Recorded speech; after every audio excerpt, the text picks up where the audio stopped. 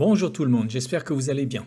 Aujourd'hui, vous allez devoir identifier un coupé européen produit à très peu d'exemplaires dans les années 60. Il est tout de même très connu, même si son succès commercial limité s'est plus fait aux États-Unis qu'en Europe. Il est apparu dans un film à succès qui a relancé l'intérêt pour ce modèle. Allez, c'est parti avec l'indice numéro 1 et ce levier de vitesse avec cette grille métallique. Alors attention, il n'y a pas qu'un seul constructeur qui a utilisé une grille métallique.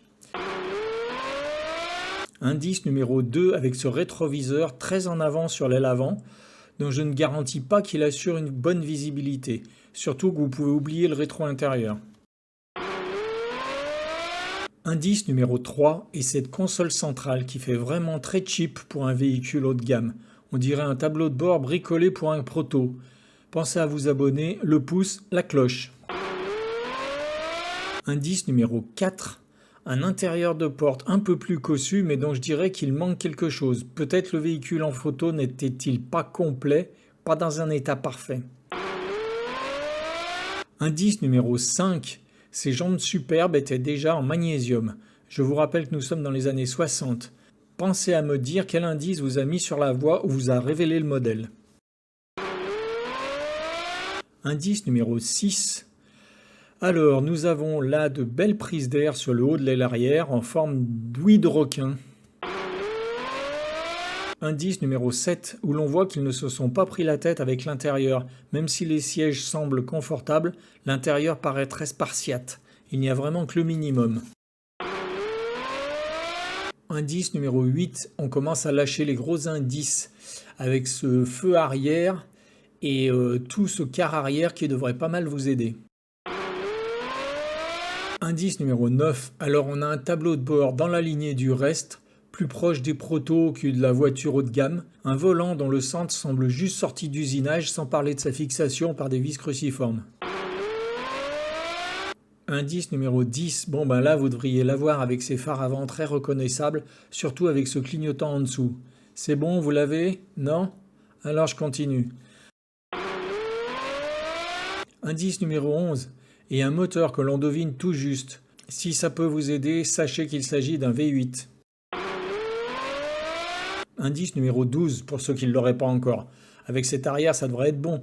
Sinon, pensez à regarder le capotage du moteur qui devrait vous donner un indice capital. Indice numéro 13. Allez, je vous donne tout le côté parce que c'est pas le modèle le plus connu de la marque, mais là, avec cette ligne, ça devrait le faire. Indice numéro 14. Bon, bah, si vous ne l'avez pas encore en voyant les capots moteurs ouverts, c'est que vous ne la connaissez pas.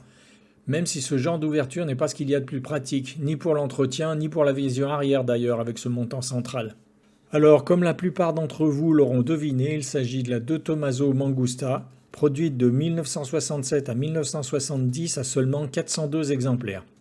Il faut savoir qu'avant ce modèle, De Tomaso et Carroll Shelby avaient construit ensemble une voiture, la Shelby De Tomaso P70. Après des divergences de vues, chacun a poursuivi de son côté, Shelby avec son AC Cobra et De Tomaso avec cette Mangusta dont la structure est directement dérivée de la P70 commune.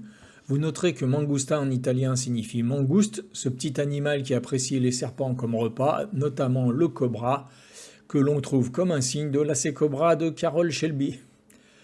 Ford, qui était toujours remonté contre Ferrari malgré sa victoire au Mans parce que ce dernier avait refusé de lui vendre son entreprise, aida De Tomaso qui présentait sa voiture comme la concurrente directe de Ferrari.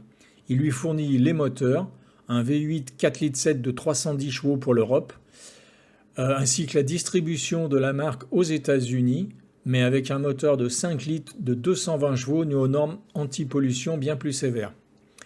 Le design, lui, fut confié à Giugiaro qui venait de quitter Bertone pour Ghia. Giugiaro qui a réalisé à peu près en même temps le design de la Maserati Ghibli qui a des airs de famille avec la Mangusta. L'ouverture des capots arrière en aile de mouette est une caractéristique très spectaculaire de cette voiture mais n'est pas très pratique.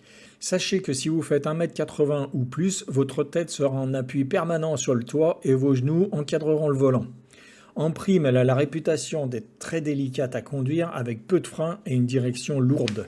Il faut savoir que la majorité des modèles s'est vendue aux États-Unis, donc avec le V8 de 5 litres et 220 chevaux, et des feux de signalisation supplémentaires, ce qui fait que les modèles européens seront plus cotés. Vous noterez également qu'il est la voiture de Bill dans Kill Bill 2 où elle fait une courte apparition, ce qui n'a pas manqué de relancer sa popularité, notamment sur les réseaux sociaux, les jeunes gens cherchant à savoir de quelle voiture il s'agit. D'ailleurs, vous n'avez qu'à taper voiture Kill Bill dans Google et vous verrez mon site cultureauto.fr en première ou deuxième position, site sur lequel vous trouverez également un article dédié à ce modèle dans la rubrique voiture de légende. Voilà, c'est terminé pour aujourd'hui. Bonne semaine tout le monde.